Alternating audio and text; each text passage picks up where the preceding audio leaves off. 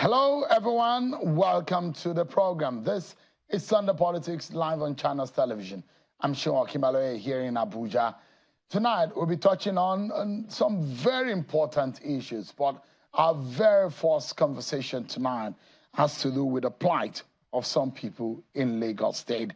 And we're trying to be getting some explanations as regarding the actions of the Lagos State government in what has become the lot of some residents of the state who have been rendered homeless, no matter the title of their place of abode may carry. The state government has been carrying out some demolitions and in other places forced evictions. Recently in Lagos State, Nigeria's Commercial Center, the government's building and environmental task force units have been going around with their bulldozers, bringing down houses and structures deemed illegal. The latest is in Mende area of Maryland, close to Ikeja, the capital city of Lagos State, where some structures said to be blocking the popular Odoyalaro Canal were being brought down. Residents are left confused and devastated from the government actions. Tonight, we try to get some reactions and explanations as to the reasons why the government is carrying out some of these demolitions and in some areas forced evictions. Of course, the latest one, which is in Mende, Maryland, where developers, residents, and occupiers of some of these buildings have come forward to say they were not given due notice. You could hear the cry as soon as the bulldozers were doing their jobs. Let me allow you to have a sense of what really happened in the past days.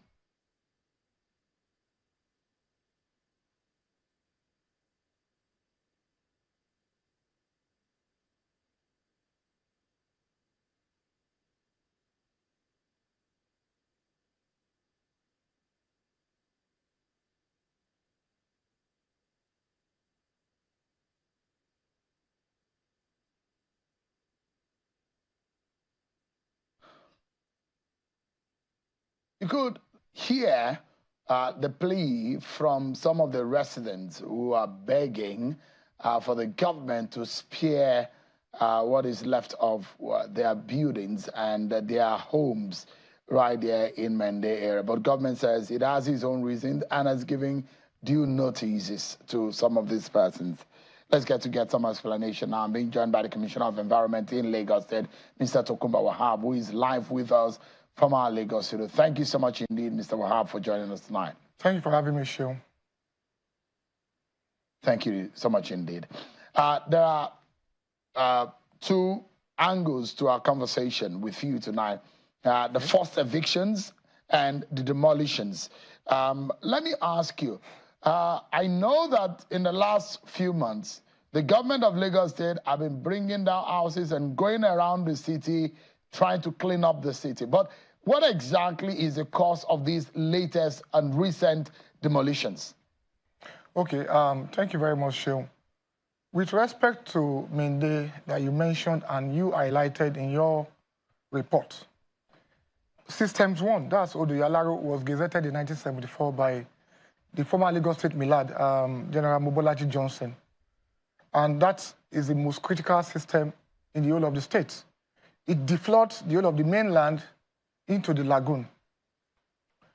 In 2021, my predecessor in office, Mr. Tuji Bello, served notices on the properties inside the right-of-way for Systems 1.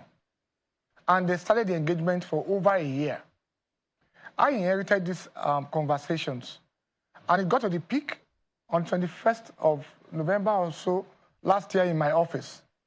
All homeowners, developers, residents on the right-of-way of Systems 1 were led into my office by the honorable member representing Koshofe, Constituency 1, Honorable Okola of Lagos State House of Assembly. We played the video.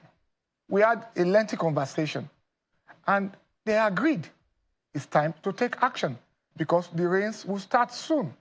That was 6 months ago. We served the notices afterwards. And then 2 weeks ago, enforcement started.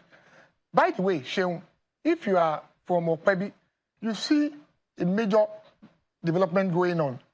The bridge linking Okpebi, 3 local governments, Ikeja, Onigbongbo, and Koshofe, is ongoing.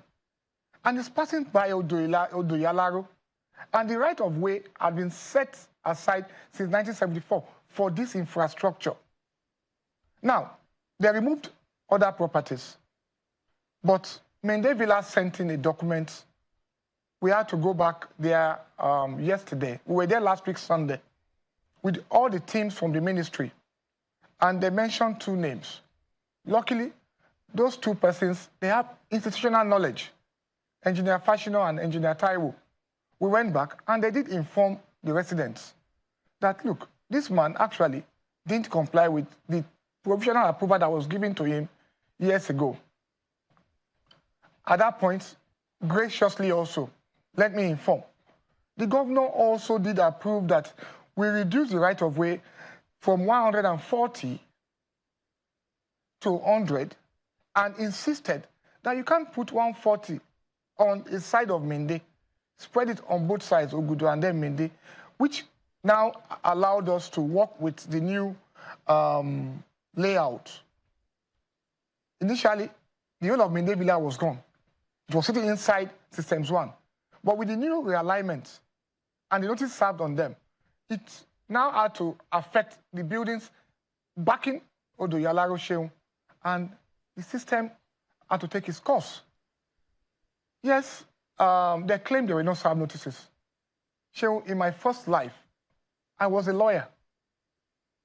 So notices is the fulcrum. It confers authority, like they say in court, it confers jurisdiction on the court. It's like service. They were served. They had come for meetings severally. The Residents Association had met with the PAMSEC in my office, Engineer Mahmoud Adekunle Adegbite, severally.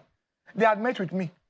So on what basis were they having meetings if actually they were not served the requisite notices? All right. But let's get it clear. Let's take it one after the other. Yeah. Very well. So, Commissioner, let's take it one after the other. And I'd love us to kill and address the matter of notice, whether the government did due diligence in notices or not. These notices, when were they served and how were they served? Thank you very much. The first notices were served on them in 2021. Each of the property owners on Systems 1 were duly written that they should remove the encumbrance because they are sitting on Systems 1. That led to the engagement with my predecessor in office, Mr. Tunji Bello. When I came in, it was apparent we have to engage them again. The time had lapsed. So we wrote them. They came in November. We had a lengthy meeting, and they were led into my office by Honorable Okolawon. They were also written that these properties are sitting on Systems 1's right of way. That's Odoyalaro right of way. Upon serving them the notices, they now had to go and mark the properties. Ministry of Environment and Water Resources kindly remove this contravention. Some of them, partly their gates. Because this cuts across Sholui, Mende, and then the other side of Ogudu. So, Commissioner, apologies to butt in quickly. These notices, were they published aside the copies that the government transmitted to these people? Published in what sense, Shew? I mean, notices are meant, in fact, court documents and court notices are sometimes being published. Shew, if a court gives a direction to go and publish, its processes of documenting or passing across these notices. Shew, they were served personally. If the court, if it had been a court-ordered substituted service, it would have been a different case entirely. They were served personally. For those that were not seen, they were pasted on the properties involved. Beyond that, those properties were now marked, remove this contravention, sitting on the right of way. That fulfills it. And we didn't just go there, Sheung. We still engaged them. For this Mende Villa, I was there last week, Sunday, and we spoke to the residents. And the developer came and we said, no, look at this document that was given to you. It was even conditional or provisional, that you have to fulfill certain conditions. But what we found out was you had gone ahead to do what was wrong. And it's about being brazen, Sheung, without consequences. And I tell people, we can't say we want to develop a country and we choose to undermine the laws and the regulations, cutting across from drainage service to town planning to even transport regulations. We need to choose what we want. Development don't come by accident. They come by proper planning. Let me walk you through a process. You apply for approval. You apply to physical planning, for instance, a sister ministry. They will refer your file to Ministry of Environment and Water Resources to go and get a drainage clearance in case of situations like this. Most of them take those processes for granted. And there's always a paper trail. So we're here today because some persons choose to be brazen. And let me also tell you, Sheung, so if you forgot, excuse me, don't point to my thought, Sheung. We went to Ikota due to flooding. We opened up Ikota from Ogolonto, Ogombo, through to Ikota River. And today, graciously, it was in the budget. And they are today giving them a trapezoidal drainage system as a main primary collector for that system 44. Today, we are deflooding it. As we speak today, they are deflooding the of Arboru. Give them a super resilient infrastructure. People also forget that this is a coastal state. By the fact that we are a coastal state that have been pretended to go under in the next 50 years, we as a people must take ownership of our own infrastructure and then make sure we don't go under. How will you build on Systems 1 for God's sake? They call it Systems 1. Other systems were built on System 1. It's for a purpose. So, Commissioner, the reason why you are doing these demolitions and serving these notices is because of environmental issues. Sheung, I'm not doing demolitions. Point of correction. The Lagos State Environmental Management and Protection Law 2017 provides that we, in my ministry, can remove everything inhibiting free flow of storm water, rainwater, blocking our canals and our collectors. So we don't do demolition. We remove. So let us get it in proper context. So that's what we're doing.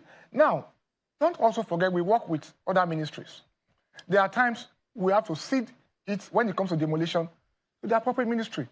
That's Ministry of Physical Planning. If it's not on the right of so let me ask you quickly, yes, Commissioner. Yes. Yeah. Let me ask you quickly. The doctrine of laches and acquiescence. So when we wonder, all of these properties have been standing there, and perhaps some of these people got building approvals that probably was given by the government. Some of these people are paying tenement rates. Some of these people are paying, there's a popular one that Lagos collects now, land and whatever land use charge. And also sanitation. They're paying a lot of rates, which means that there is a sense of condonement by the government who has sat with his arms folded over the years, looking at all of these structures standing there and did nothing.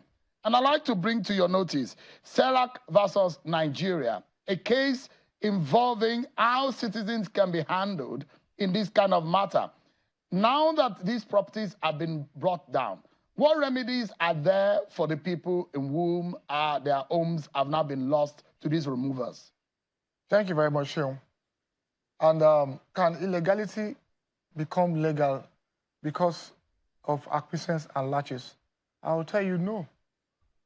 When it's overriding public interest, it's overriding public interest. If we are taking or removing these properties for personal gains, it becomes a different narrative entirely. This is overriding public interest to avoid the flooding of the whole of the mainland. And the fact that this was gazetted in 1974 tells you how critical Odoyalaro is to the states and to the well-being of every one of us in the states. We should separate the issues, separate the legalists, and focus on the narrative. We just have notices, but again, those properties sitting yes, on the right of way. Sorry, Commissioner, as much as, yes, one will wonder the fear of flooding and the environmental impact on the state, but what about the livelihoods of those that will be rendered homeless? Is the government, because if government is there for the interest of the people, is the government thinking about them? And I made reference to this doctrine of laches and acquiescence. if the government is collecting these rates and looking on, and all of these things have been happening, the interest of the people who have been rendered homeless, is the government thinking about that also? Thank you very much. Some decisions are very painful. Some decisions are going to be very unpopular when you take them. And governance, like I say to people, is not a popularity contest. You must take very, very, very tough decisions to govern and govern well. So for this kind of incidents, you have to weigh this on the scale of on which side do we have to fall? Is it on the side of these families here that we are putting through this temporarily, or the side of the generality of Lagosians? That's why they call it overriding public interest. If the whole of mainland gets flooded, what do we say to Lagosians? They will start abusing the government for abandoning its responsibility. We're not giving them resilient infrastructure. So we have to we can't cherry pick. We have to choose what we want as a people. But again, when we wonder, there's been some kind of infraction on some of the agents of the state government, because they've looked on, they've accorded them, they've condoned all of these happenings over the years. But Commissioner, because we don't have so much time, I'd like to ask you some of the discoveries of the occupation under the bridges and all what have you. I made reference to Serac versus Nigeria. Habitation and having a home is a right has been established by our courts, and under some of the treaties that have been signed by Nigeria that Nigeria is signatory to. What is now going to be the lot of some of these people that have been displaced? Yes, they may be living in illegal circumstances that are not that regarded as squalors or shanties, but is the government thinking about resettling these people? Oh, thank you very much. So when last year the governor himself led the charge that we must clean up under all the bridges of Lagos from Orile down to Okoko. He led the charge himself, October last year. And from there we came to Ijora under the bridge, Akpogbon. From Akpogbon we came to Obalende, now Dolphin. And in the next few hours, we're going round Adeniji to Ebute Elefun. In as much as we want people to live in a better society, you can't tell me staying under a bridge is acceptable. You were in Lagos some months or some years back when Akpogbon Bridge had to be shut down. It was shut down because there was a fire incident under the bridge that cost Lagosians so much pain and inconvenience. So we must make these narratives very clear to everybody. Staying under the bridge is not proper. How will you be paying a rent of 250,000, 300,000 to stay under a bridge? Must you stay in Ikoyi? Where are you living? I live on the island. Must you stay in Ikoyi under the pretext of you're staying under a bridge and you're living on the island? So let us separate the wheat from the chaff. We understand the pains of Lagosians. That's why this government is pushing so much resources to take care of them. 500,000 eco-care food was distributed some weeks back. Free transportation for them. Free antenatal and postnatal for them. These are not for the elite. These are for Is the government going to temporarily resettle these people, Commissioner? They are going to be homeless. They are human beings.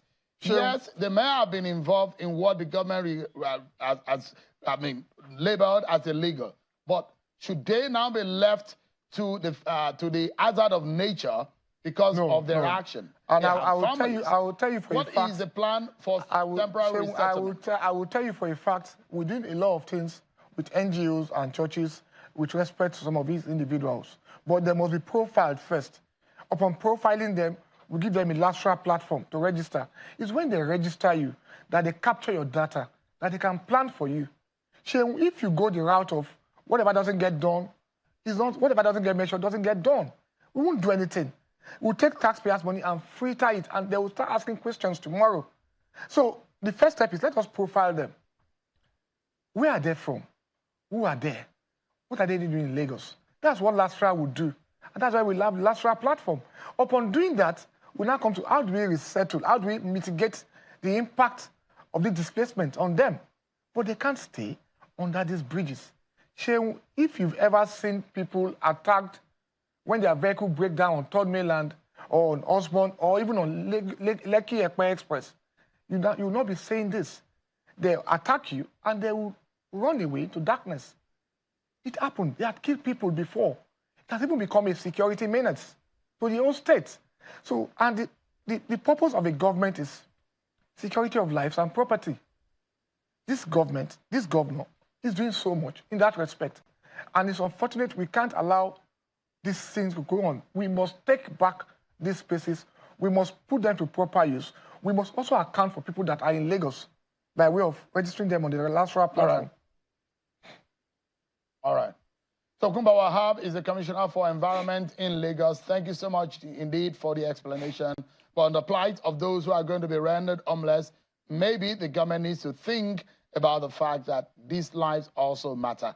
Thank you so much indeed. Thank you very much, Phil. We'll take a break, everyone. But when we return, we'll be speaking also to the president of the TUC and a former presidential candidate in the 2023 election will be joining me. We'll be looking at the state of the Nigerian economy, the workers' wages, the plight of the workers, and the way forward for Nigeria. Stay with us, everyone.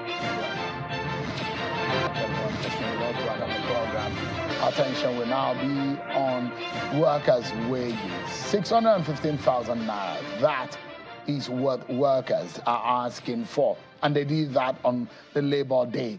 And they are asking for a better living standard for their members. But beyond that, what is the implication of that to the economy? Tonight, we'll be speaking with the president of the Trade Union Congress, Comrade Festus Osifo, who joins us live from our Lagos studio. And here with me, I have the presidential candidate of the SDP in the 2023 election, Mr. Adewale Adebayo. Thank you so much indeed for It's a pleasure. God bless Nigeria. Thank you so much, Comrade, for joining us tonight. Yeah, thank you so much, Sheung, for having me. Good evening, viewers. I appreciate it. I know it's been a conversation that you and I have had over the time about what is realistic and what is also payable. And Labour has said the governors or the government in the state can actually make the payment. 615,000. I spoke with your colleague at the NLC, Comrade Joe Ajero, and he gave a list of what the organized labor was looking at and the breakdown of what culminated into 615,000. But it was slightly different from the conversation you and I had. It was about 400-something thousand that TUC actually thought about. At what point did you ratify to 615? Okay, thank you, Sheung. Thank you once again for having me. Yeah, if you could remember, as at the time we had that conversation a while ago, I think that should be sometime around March.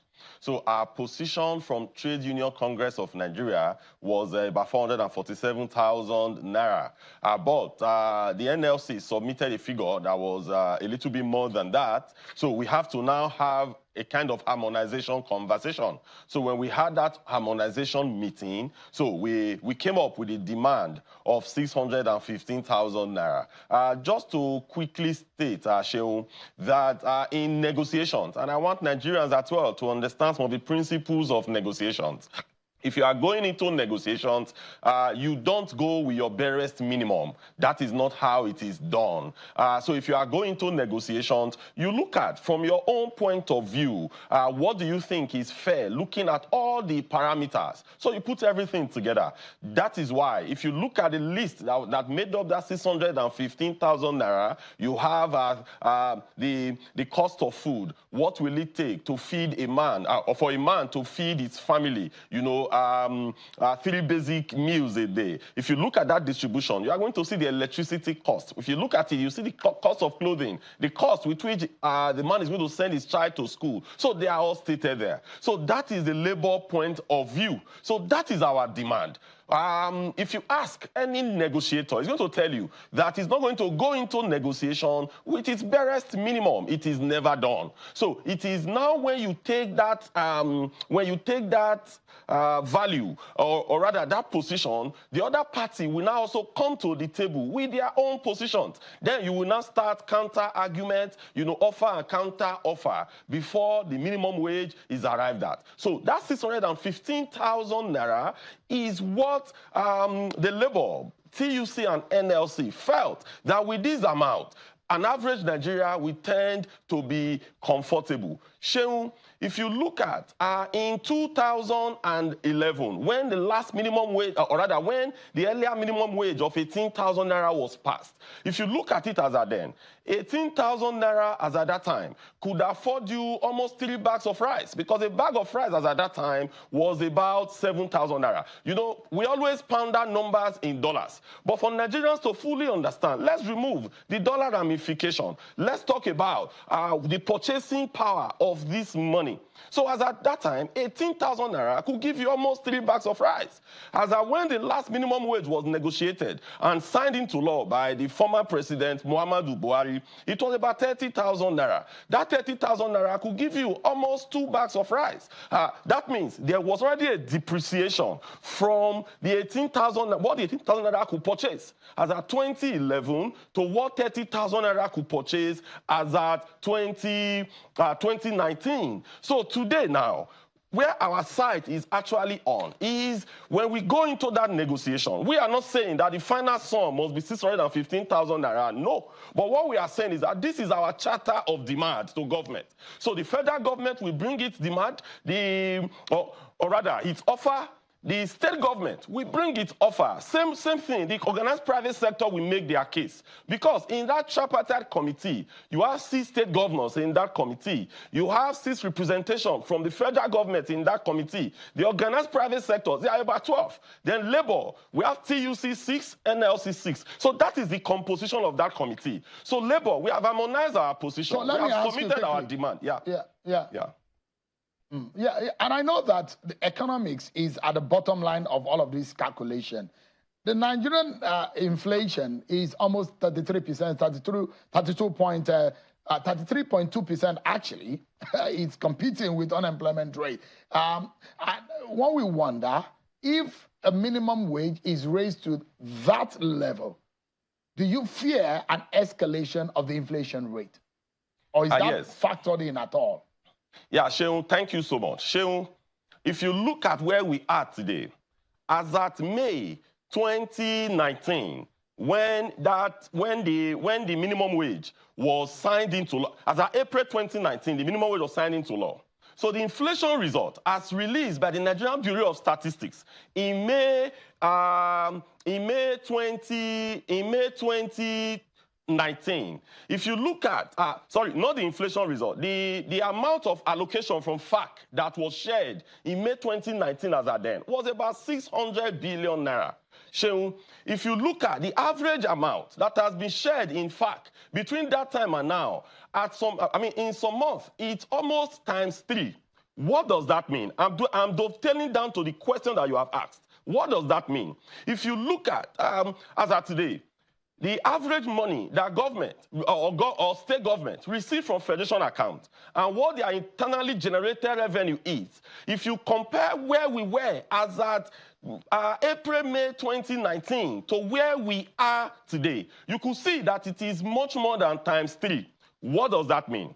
All we are asking is that this money is already in the economy. So whether you pay this money to the workers, whether you use this money in building roads, whether you take this money in buying computers. For example, Sheun, the person that supplies computer to government, before now, maybe a particular HP or a Dell version of a computer could be sold before now, maybe at a cost of about 400,000 naira.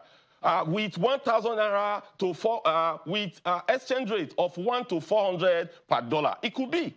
But today, that has the new reality has reflected. So what that means is that the computer that you used to buy for 400,000 naira, you are now buying that computer today for about 1.5 million naira. So the same way as well. Remember, Sheun, if you look at the Ninth National Assembly, how much did they spend in buying one SUV car? How much is being spent today in buying the SUV car today? I watch your channel a lot, and I could see that this had a very wide coverage in channels and other media organizations. So it shows that the reality of today has been reflected in the cost of car purchases. The reality of today has been reflected in the cost of computers. We did not cry that, oh, this is going to rein in inflation. Inflation is already here with us. So what we are saying, that amount of money is already in the economy. That money is already there, because today, in some months, they share up to 1.5 trillion naira in fact. What that means is that that money that is already there, give workers sizable amount of this money, use it to take care of the goods that lay the golden eggs. Use this money to take care of the workforce, because you have reflected this money in the cost of cars. How many times, Shehu, have you heard that governors will say no, they want to drive rickety cars because the cost of a car today has moved over 200 million naira? How many times? How many times have you heard? Sorry, I'm looking at the direct implication on the economy. Yes. If you, experts have said, if you pump that kind of money into that sector, for example, paying wages in that amount of money, it will escalate inflation. And that's why I'm asking whether Labour is thinking in that respect. But what would you say is the figure that the Labour can work with? Should the government, because we are hearing, and Edo State, for example, has done 70,000. And Lagos State also muted a possible increase in workers' wages. What figure do you think will be more reasonable and realistic and payable, in fact, to the minimum, the state that can barely survive some of the economic situation in the country? Yeah, Shehu, still talking about the inflation again, Shehu. The amount of money in the economy today has already almost quadrupled when you compare from where we were as at 2019 to where we are today. So this money is already being spent in other items in the economy, and record has been there. And from the recent EFCC altercations with the former Kogi State governor, you saw the amount of money that was being moved into changing money into dollars and all that. So, and there are allegations today, and the governors, most of them, they've not come out to actually dispel that allegation, that the reason we are having a first crisis today is because at some point, FAC allocations have been moved into parallel market to shop for this. So those money that they are moving into those wrong areas, it should be channeled to paying workers. So whether you pay workers this amount of money or not, it is already in the economy. So that is our own position. So the impact on inflation, yes, there's going to be impact on inflation, but it will not be astronomical. So coming down to the ability to pay, to what is really pragmatic. Sheung, as a negotiator, when you are going into negotiations, you state your best case. When you are going into negotiations, you put your cards on the table, backed by evidence and backed by what you think is okay. It is not left for the other party to also come and do their justifications. We will also listen to them. And at the end of the day, we are going to arrive at a certain point, but with the ability to pay. All right. We strongly know, Sheung, let me anchor here. We strongly know that as it is today, you know, when state governors, when they are contesting for elections, they tell us how they are going to turn the mineral resources, how they are going to turn the human resources into prosperity for people. But what we have seen is that the misery index has actually been increasing all over. So we are calling on these state governors that the reason they are elected is to be able to turn all these various resources into goodness and prosperity for the people. So we are ready to listen to their own point, their own side of the story. But we should also, I want to use this forum to also inform them that as a state governor or as the president of a country, it is not, I mean, you are not there. It's not an a la carte. You don't just sit down and just think that whatsoever you show to the people, they will receive. No, you must put in your thinking cap. You must wear that thinking cap. And you must be able to harness your material resources, your mineral resources, your human resources into prosperity. Not to sit down and be expecting FAC allocation every month without doing anything in your respective states. Give me a moment, because there are a few cues, and one we wonder what is causing the scarcity of fuel. You are in the oil and gas sector. You are wearing two hats tonight. Maybe you can be able to give us insight on what is causing that. Let me switch over quickly to Prince Adewale Adebayo, SDP presidential candidate in the 2023 presidential election. Thank you for your patience, please. You said, let me quote you, and you are directly making reference to the minimum wage. And let me quote what you said. You said, minimum wage in a regime of maximum cost of living and no minimum guarantee for social safety net in galloping inflation is a pantomime of self-deceit, a reality show in which neither government negotiators nor labor leaders negotiating wages live on their own official wages. What do you mean? Okay, thank you. Just permit me a moment to say tribute to my late friend, Chief Olorogun Kenneth Gbagi, whom we lost last night, a good Nigerian, former Minister of Education and unifier the country. My tribute to Justice Sibi Gbagi and the rest of the family. With respect to the subject at hand, the dialogue between labor and the government in economics is the economics of a farm. They are actually behaving in a microeconomic way. It's just like in America when the UAW, United Auto Workers, or Unite, come together and they are negotiating their wages. They are talking within their factory alone. They're talking within their industry. So what I see going on is that both sides, they have their negotiating tactics. So some of the numbers they are throwing around may even appear to themselves to be unrealistic. But my message was to let people know that this debate arose not from the adequacy of wages, but the problem of purchasing power. And that if you listen to Mr. Osifo and all the comparisons he's making, you will see that even though he's talking microeconomics in terms of what my members need to get from their employer, they're talking to themselves. They're not talking about the economy overall. But what is causing price instability for them is the purchasing power of the Naira. And there are two ways to help the purchasing power of the Naira. One is that you can do stabilization of the currency itself so that you kill hyperinflation and inflation, and the Naira from January to December can maintain its purchasing power. That's what you can do. Second thing you need to do is to come from a welfaristic point of view, to realize that what are the workers worried about? What do they spend their money on? Earlier today, you were talking to Commissioner for Environment in Lagos about people being ejected from their houses. And even under the bridge, people were paying, according to the commissioner, 250,000, 300,000 to register to live in a slum. What does that tell you? It tells you that if the average worker had access to housing at, say, about 7% of his salary, has access to medical care at around 5% of the salary, has access to education for 4 or 5 children at about 6% of the salary, and now has to deal with only food and the issue of transportation, that by virtue of you having unemployment, you have an access card, the card I grew up to know in Lagos, under Jakande. You have that card, LSTC, as it was called in those days. You could take transport. People go to London, you have that Oyster card.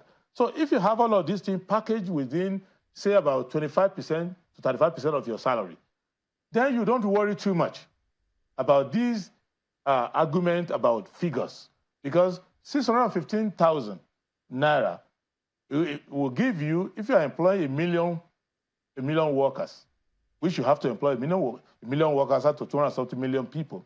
If 37 governments, they need up to 1 million workers to run the services. So you'll be spending 615 billion every month. So in a year, you spend about 8 trillion just paying minimum wages. It doesn't make any sense. I mean, so now, where the problem lies, even if they cut it by half, still makes no sense. If you cut it by 1/3, 1/4, it makes no sense. So at the end of the day, let's say there was a magical space whereby you just start printing money and you pay the money. The way 615,000 sounds today is not the way it's going to sound in 4 years. Mr. Osifo or his successor will come back to say, the 615,000 is a joke, it can't take us anywhere. So what the intervention we are making is to say, you are solving the problem at the level of pricing of labor. You cannot solve that problem there because it's too narrow a space.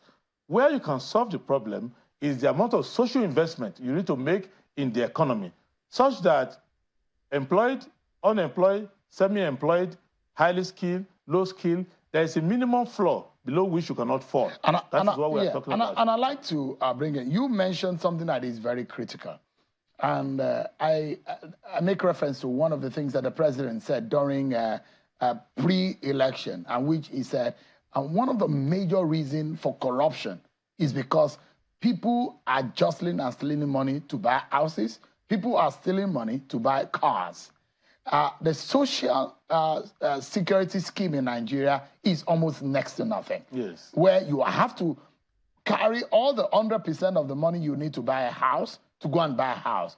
In any part of the developed world, nowhere is it done that you have to do that. Only that we need to start thinking of how we need to re-engineer our society. But do you think that this government has started on that good part? Because they said they have started on that note to give loans for starting with civil servants. Is that a good way to start?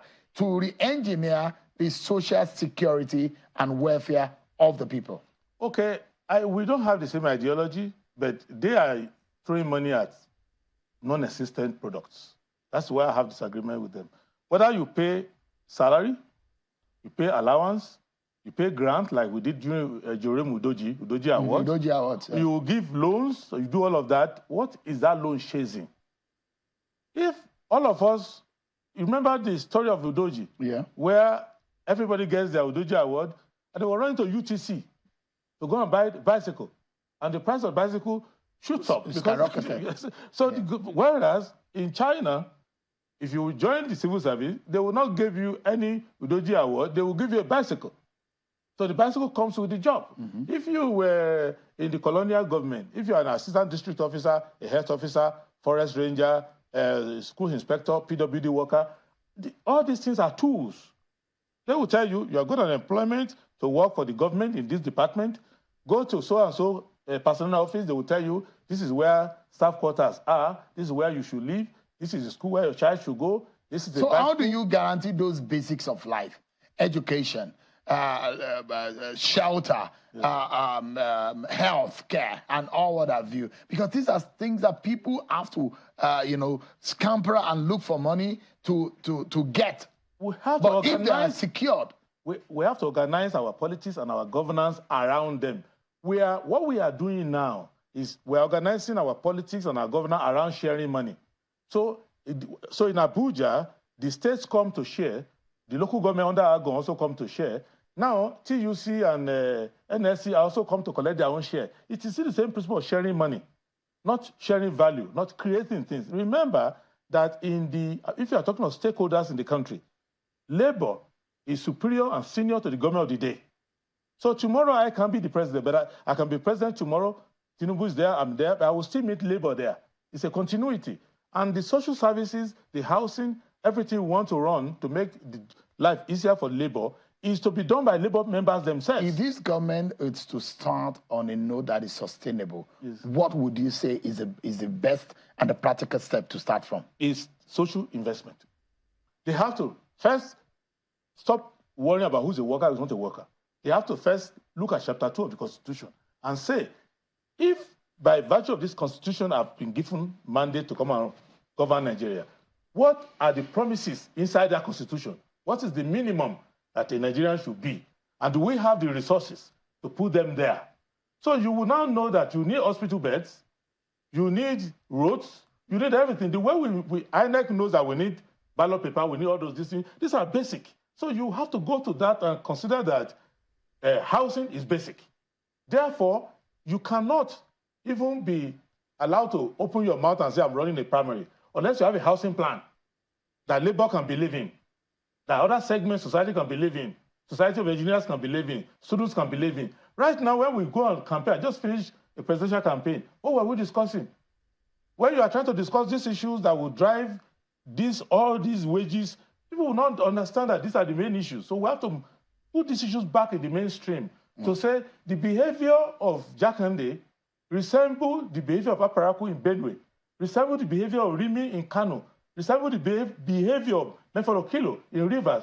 All of them understood in the Second Republic that social investment was necessary. That's why every state had their own school board, had their own scholarship board, had their own exercise book they would give to kids. They had their own health sector reform. They had water resources, water getting to houses, even in the rural areas. You are from, with due respect, you're from Ekiti State. You will remember that if you go to some part of Ekiti State, you will see Ajasin's waterworks and all those things there. Then they were creating industry to create jobs. So what we are doing now is a monetarist government where we share money. And you will assume, for example, this is a very important person in Nigerian leadership, the TUC leader. He's assuming that because you are collecting 3 times the money, in fact, now than in 2019, that there's availability, not knowing that the 7 times the cost now is not up to what you were collecting before. Because this is illusion of money. It's not about the amount of money you collect at FAC. It is the value of the purchasing power of that money. And then the allocative efficiency in economics of that money. So you will see that a state in the north with about 20% of the revenue of the state in the Niger Delta is making more progress if the allocative efficiency is better. And the other state might be spending his own money on politics and all of that nonsense, but the other one will be spending his own money on developmental things. So I think I want us to... So we need to sit down and look at the basics. It needs to come as a package, like an employment package. You get into a job as a citizen of Nigeria, you have to have an identity which guarantees you a social security welfare package that as a citizen, it is guaranteed by law that you should get housing, welfare, education, health. The way our constitution is written, they are not even related to a job. They are related to your being a citizen. When I was growing up, I schooled in Lagos and in Ondo, Jakande and Ajasin. I was too young to be employed by anybody. I was like 5 years old, entering primary school. I was not employable. But the government was interested before we start class, whether I've eaten or not. So when we got to the school, the first they will give us with our bread, with beans and milk and all of that. It shows to you that it's the contract between the government and the governed is that there must be a basic minimum. When they were chasing you around in primary school to give you that inoculation, it wasn't because you were going to be employed by them. It was the fact that the government has a duty to make sure you are not crippled and you don't become blind. You don't have the let's take those are those things. Yeah, let's take a breather quickly. And when we come back, we'll get in your final thought. But we'll take a break. And also, I will go back to the TUC president. And maybe you can give us an understanding of what is causing this fuel scarcity. From the life of me, a lot of people don't understand why we should be having this fuel scarcity, imbalance in the pricing and all what have you. We're going to break and we'll be right back to discuss some of these issues. Thank you so much, everyone. Now, closing moment with my guests now.